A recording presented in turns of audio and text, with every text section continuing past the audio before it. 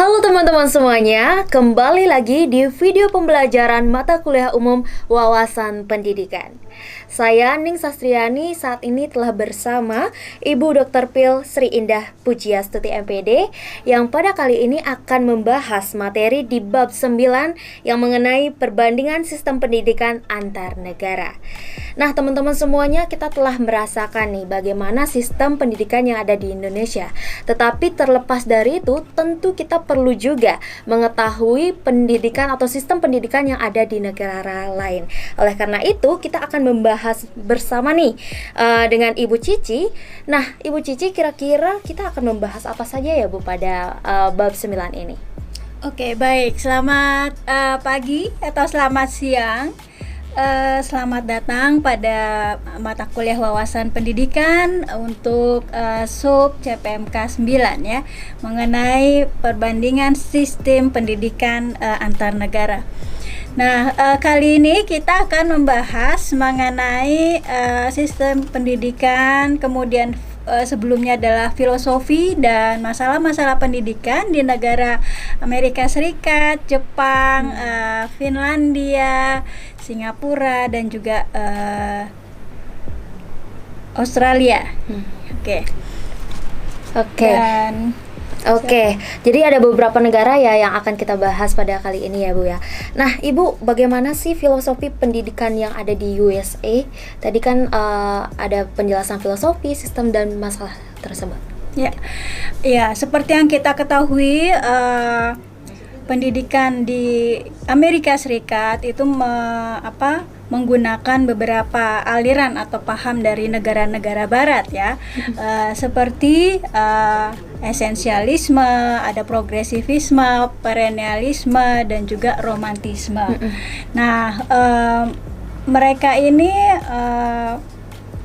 menggunakan esensialisme sebagai pengetahuan yang harus diamati dan diukur secara fisik atau secara akurat ya, sehingga itu akan berguna bagi masyarakat. Kemudian ada perennialisme. Perennialisme ini menggunakan rasionalitas ya, jadi bagaimana belajar itu harus menggunakan logika berpikir yang kuat sehingga kita dapat menganalisis antara hubungan yang satu dengan yang lain. Kemudian juga ada progresivisme, bahwa pengetahuan itu selalu berubah, selalu berkembang dan mengalami kemajuan, sehingga manusia itu selalu harus memacu pemikirannya ya supaya lebih baik lagi ke depan. Dan yang terakhir adalah romantisme yang mengutamakan kebutuhan individu ya. Bagaimana seseorang itu membutuhkan belajar untuk memenuhi kebutuhannya. Oke, berarti ada beberapa bagian mengenai filosofi pendidikan di USA ya Bu ya. Nah, kira-kira siapakah salah satu ahli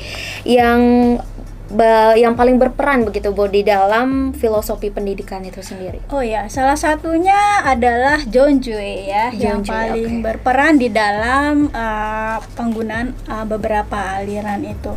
Dan teori yang paling terkenal adalah learning by doing ya, bahwa jadi seseorang itu harus belajar dengan melakukan sesuatu ya, sehingga dia bisa mengingat dan mengulangi apa yang dia lakukan, seperti itu. Oke, dan capaian tujuannya juga lebih bisa tercapai begitu ya kalau learning by doing. Oke Ibu, kita beralih ke sistem pendidikan Ibu. Kira-kira bagaimana sistem pendidikan di Finlandia Ibu? Ya, seperti juga di Indonesia ya, di Finland itu juga menggunakan desentralisasi, di mana negara itu memiliki tanggung jawab kepada pendidikan di wilayah-wilayah 6 negaranya, atau dia bersifat parlemen ya. Jadi memang mereka masyarakat tidak terlalu besar seperti Indonesia, sehingga mereka dapat mengatur pendidikan itu lebih baik begitu ya. Nah, sistemnya itu ya sama seperti juga di Indonesia, ada pendidikan anak usia dini, ada sekolah dasar yang juga tahunnya juga sama ya, ada 0 sampai 6 tahun, kemudian 7 sampai 12 tahun ya, kemudian ada tingkat SMP juga SMP 3 3 tahun dan SMA 4 tahun, juga perguruan tinggi 3 sampai 4 tahun. Nah, itulah jenjang pendidikan yang ada di Finland. Tapi yang sangat menarik di Finland itu, mereka itu sekolah gratis ya, sekolah gratis, kemudian juga makanan gratis di sekolah. Dapat makanan juga langsung. Makanan juga. Kemudian juga tidak ada PR di rumah. Enak banget ya, Bu ya. Ya, jadi memang kemudian sangat diperhatikan pendidikan khusus ya, anak berkebutuhan khusus mereka difasilitasi dengan baik. Jadi memang katanya sih di Finland ini sangat baik ya pendidikannya, apalagi dalam pendidikan anak usia dini. Mereka sangat memperhatikan itu, bagaimana anak itu harus bisa berkembang secara optimal gitu. Oke, menarik sekali ya Bu kalau ada makanan gratis gitu di sekolah. Nah, kira-kira kalau misalkan itu bisa dilaksanakan di Indonesia, menurut Ibu bagaimana? Apakah itu bisa dilaksanakan di Indonesia atau gimana? Ya, ya menurut saya sih semua bisa. Hanya saja Indonesia kan memiliki rakyat yang banyak ya. Ya. Jadi mungkin terbesar keempat atau kelima di dunia ya, sehingga untuk mengatur banyaknya orang ini kan membutuhkan ekstra ekonomi yang kuat begitu ya. Misalnya mengadakan makan yang gratis, sekolah gratis ya, dari TK sampai dengan perguruan tinggi itu tidak mudah gitu ya. Tapi kita juga sedang berusaha ya supaya pendidikan itu akan bekerja lebih baik lagi ke depannya begitu. Oke, berarti memang sesuai negara, sesuai dengan kulturnya masing-masing juga ya Bu ya. Sesuai negara dengan kultur. Baik, kita beralih lagi nih Bu ke masalah pendidikan. Nah, kalau kita lihat kan Singapura itu negara yang maju ya Bu ya. Apakah ada permasalahan pendidikan itu sendiri di Singapura? Ya, kalau kita lihat sih ya, di Singapura itu mereka ranking skor PISA untuk anak-anaknya itu sudah mencapai kedua ya di dunia gitu. Dan ini juga sangat baik begitu ya.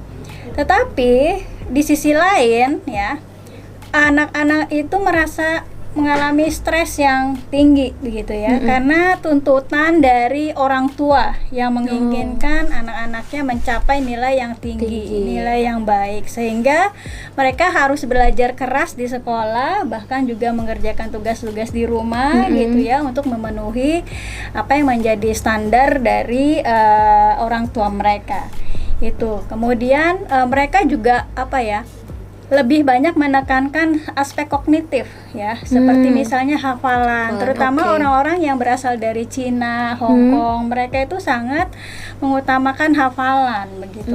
Sedangkan tidak terasa mereka mengabaikan aspek motorik gitu ya, dan sosial dan emosi. Nah, itu yang perlu mereka harus kembangkan lebih dalam lagi gitu, supaya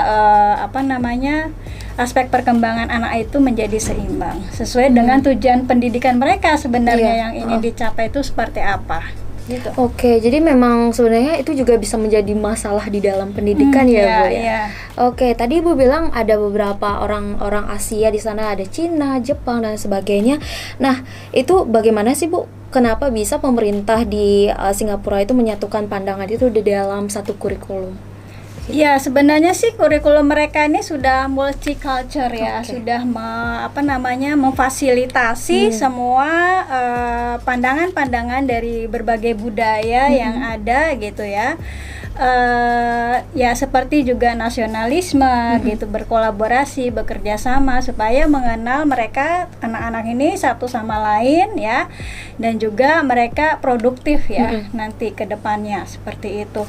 Jadi memang di dalam kurikulumnya pengetahuan, keterampilan dan sikap itu sudah mencakup semua budaya yang ada di dalam bangsa mereka. Oke, nah teman-teman semuanya, itu dia penjelasan singkat mengenai filosofi, sistem pendidikan, dan masalah pendidikan yang ada di negara lain. Oleh karena itu, sampai sini saja dulu pertemuan kita. Jangan lupa nanti kita ada ini ya Bu ya, ada mengerjakan soal juga ya Bu ya. Ada tugas untuk teman-teman semuanya. Jangan lupa dikerjakan tugasnya dan sampai jumpa di pertemuan selanjutnya.